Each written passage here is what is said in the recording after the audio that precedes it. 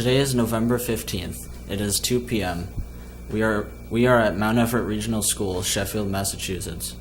We are interviewing Charlie H. Jock. His birthday is August 8th, 1933. The people conducting the interview are Rochelle and myself, Kota. Recording the interview is Paul O'Brien. We are working with Kevin Wolgamuth's grade 9 honors English class. Okay, so where were you drafted, or where did you enlist? I volunteered for the draft, and I went to Lee, Mass. Board. During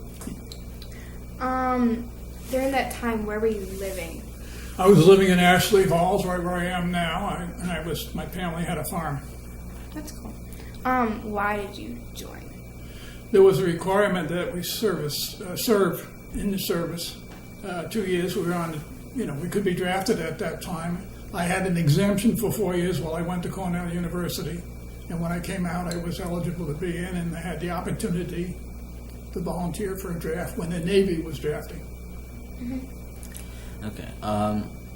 What service branch did you join, and why did you pick it? Well, I just said I joined the Navy, and very frankly, it was a practical. I like hot water, and I like warm food, and I didn't want to dig foxholes. So it's as simple as that. Do you recall your first days in service? Yes, it was the first day in the service. It was kind of after a sleepless night. We didn't sleep very much for 72 hours, so it was a nerve-wracking day, I would say, and I was, scared, I guess is the right word. And what did it feel like at first? Like I was out of place. I was in a totally strange environment. I was in Bainbridge, Maryland, in November, and it was cold. So tell us about your boot camp or training experiences. Well, I have to back up just a little bit. When I was drafted, I was a college student. There was a bunch of us, and they were challenging us, because we were college kids, and they had the physical was a challenge for me because I showed up colorblind or partially colorblind at that time, and someone thought I was using that as an excuse to get out of the service. And so at that time, I told the fellow it was the Army Draft Board, drafting in Springfield, Mass., and I said to him, put me down as not colorblind. It was the smartest thing I ever did.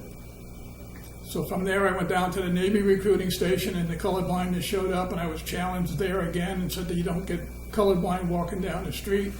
And I told him again, don't put me down as not colorblind. I went down to Bainbridge, Maryland, and the same thing happened when I did the physical down there. We had 3 physicals in 3 days.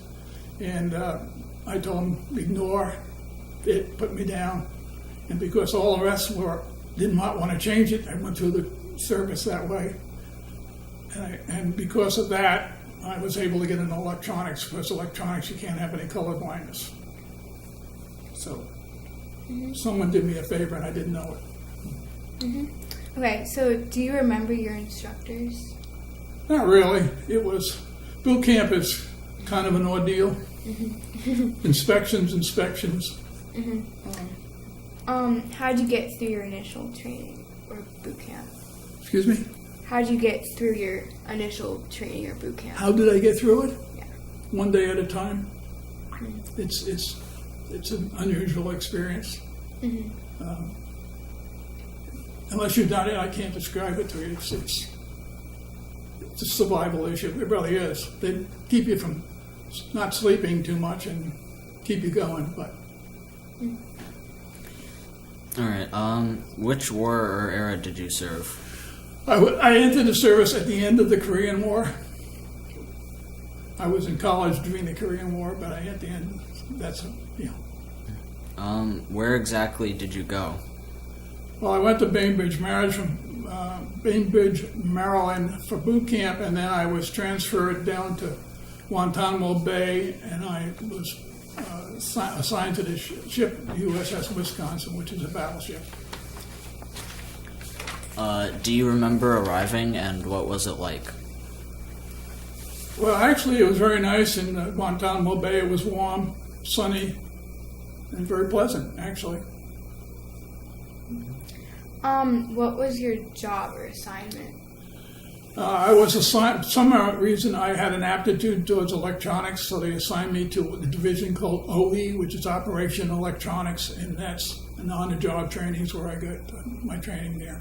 And it's strictly experience. Did you see any combat? I did not.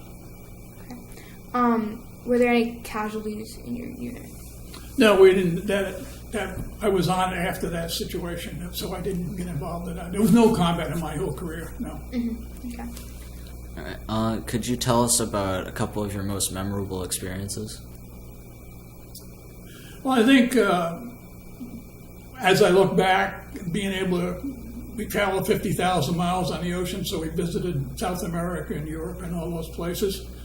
The most dramatic experience I had was I think it was in May of '56. We were out on a what they call an eyeball search. That is, a plane went down and they bring the ships out from Norfolk, Virginia, and we were operating in a fog and we collided with a destroyer escort, which was kind of exciting. It was scary because when you collide with a ship at sea, so that was, it sticks in my mind very clearly, because when I got up topside, I saw that ship laying right over on its side. And I don't know if you're familiar with a destroyer, but there's a turret that fits in front of the bridge. And people that saw it hit told me that that the turret went off the ship like a golf ball. So some minor injuries, but no one hurt. But when I got there, they were lashing the ship to the side of the battleship to keep it from going over. But that sticks in my mind very clearly. Were you ever a prisoner of war? No. Were you awarded any medals or citations? Good conduct medal, that's about it. And how did you stay in touch with your family? In those days, it was by mail, because we were out at sea a lot of times, and we would get sometimes mail once a month, maybe once every couple of months. And we operated in the 6th Fleet in the Mediterranean, and there was a fair degree of isolation. There was no cell phones, there was no telephone calls, there was nothing like that. No email either. What was the food like? Actually, on a battleship, it's very good. It really was, in my estimation. Now, I'm a person who will eat almost anything, but we had 3 meals a day, and the meals were all hot, and I had no problem. I used to go have 2 breakfasts on Sunday, because that's when you could get eggs. Get up early, make the first round, and the second round, go through again. That was a thrill. The only thing on a ship when you're out at sea for a long period of time, 2 things you miss is ice cream and milk. Strange as it may seem. Did you have plenty of supplies? Absolutely, yes. There was the battleship is the center, and you usually travel with about 7 or 8 other destroyers, and you are the supply ship. The entire cruise in the Mediterranean is supported out of Norfolk, Virginia. Nothing is picked up in Europe, so you replenish at sea, fuel, ammunition, whatever. Did you feel pressure or stress? Not really. I had a good duty. I was in electronics. We worked when there was equipment problems, but other than that, I read a lot of books at sea. Was there something special you did for good luck at all? No. Okay. How did people entertain themselves on the ship? It really wasn't nothing at sea. There was no television. There was none of those things. I personally read books. We had a library on board the ship. There was radio and so forth. We could listen to the radio, and if you were lucky at night. What did you do when you left? What did I do? What did you do when on leave? When I left the Navy? Yeah, when you left. I came back to the family farm and worked for 2 years for room and board, because we were in a drought time at that time. Where did you travel while in the service? We traveled, we spent in the Mediterranean. We were Scotland and Spain, traveled around the Mediterranean at sea and looked at the shoreline. There was Arab-Jewish conflict at that time, so that's not new today to me. Went down to the Panama Canal and spent winters in Cuba, went down to Valparaiso, Chile. We were the largest ship ever to go through the old Panama Canal. And so that was quite a nice experience also. Do you recall any particularly humorous or unusual events? Not really. It was pretty mundane. My station was on the bridge, and we just had a ride, I guess is the word. Do you have any photographs of people or? Not really. I filmed everything on 8mm movie film, so I don't have individual pictures. What did you think of your officers or fellow soldiers? Excuse me? What do you think of your officers or fellow soldiers? We had a nice group. We really did. It was a small division, so we worked together all the time. We had to cover 24 hours a day, so when you have a small division, we had a rotation that we went through. How many men were with you? About 30 in my division. There was 1,200 on the ship. Did you keep a personal diary at all? Not at all. Okay. Do you recall the day your service ended? Yes, I do. It's kind of interesting because I was going to get out on. First of all, my sign up was 2 years active duty and 4 years reserve and active reserve. We went out in 18 months because they were cutting back on the budget for the military. So I get out, I believe, around middle of April. Yeah, I'm saying April. I think I looked it up, April 22nd. And it was interesting, when I got up that morning, all my paperwork had April 22nd on it. And I got up in the morning and we were out at sea. So I went down, and very things in the military, it's hard to change things, but I went down to the administrative office and asked what they were going to do, and he took the paper from me, he erased 22 and made it 23. And that was the way they solved that. And that's not funny to you, but when you had to do something in the service, you realize that's amazing. Where were you when it ended? Norfolk, Virginia. What did you do in the days and weeks afterward? Well, I had no problem coming home in April. We came right home to the farm and we went to work. Did you go to work or go back to school at all? No, I went to work, and then I was on a farm for another 12 years, and then I went into the banking business, strange as that may seem.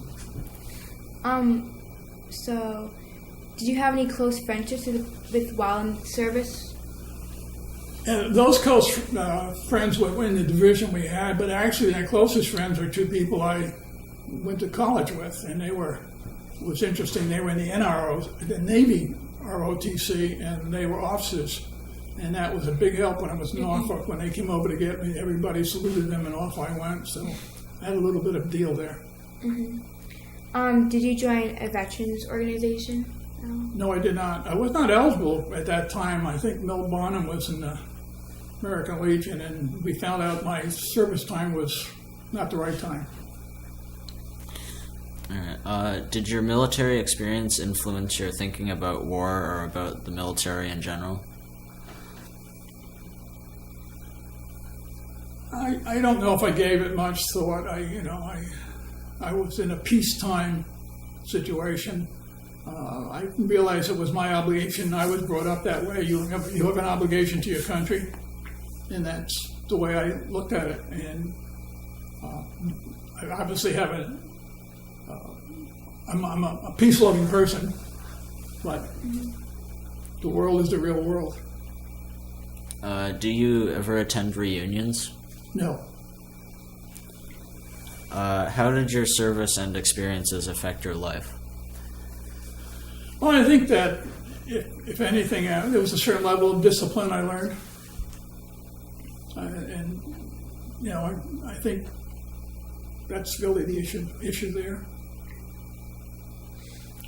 Could you tell us about the items you brought today? Well, the items were, this is just a tourist item, you buy that. The jacket you see here is, it's called a peak coat, and it's issued to me in 1951. The hat here is what I brag about, because that was a hat that was also given to me. It's called a watch cap, and when everyone serves on a ship, it runs 24 hours a day. It's a city, so you have it. So when you're outside even in a warm day, this is a watch cap. I wear that. I've used this watch cap for 67 years, and they don't make them like that anymore. And I still wear it. As a matter of fact, last week when I was mowing the lawn, I had that on. So I thought that was, to me, it's significant. I love to do it. I love, the magazine. The publication is, it just happened to be when I was in the service, the ship went in Norfolk. We had they rotate you out to a picnic and so forth. Well, you take 12 of the men, you have to keep 1/3 on the ship at all time. So we rotate, but they did a book which covers a time frame. I think I can't even see it with my no glasses on, but I think it's 55 to 56. It says, and it just happened to coordinate with basically when I was in the service. And this whole publication and everything, if you go to the internet and you go USS Wisconsin, you'll see the whole history of the ship and so forth. And there are some contact people you recognize, and people do that. But it's part of the morale building of the ship and so forth. You have 1,200 men. You have to keep them mentally active. And physically active is one thing. You're on a ship, you'll have a shifts, and sometimes you're on 12-hour shifts when you're.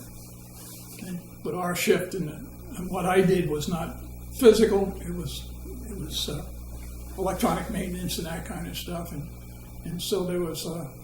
You could sleep on your duty when you had that, but you would sleep in a very noisy place in between motor generator sets and stuff like that. But you learn how to sleep there. As a matter of fact, I always tell the story when the only time everybody woke up is when the power failed because it was too quiet. That's really true. Do you have any advice for young people who are considering to enter the military?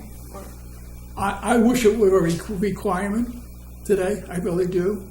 There's a certain discipline that the military, I guess, imposes on you.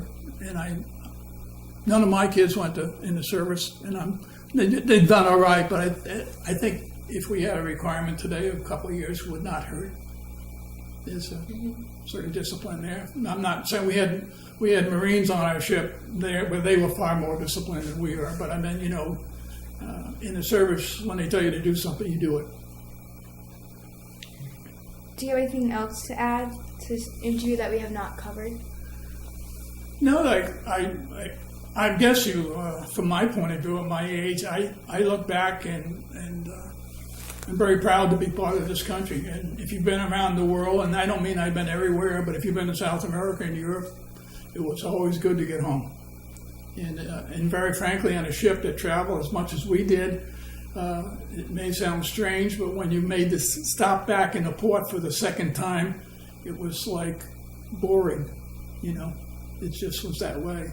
But I will tell you, to this day, I love this country, and I realize how good it was, and when you see the world, even today, I'm sure that's true.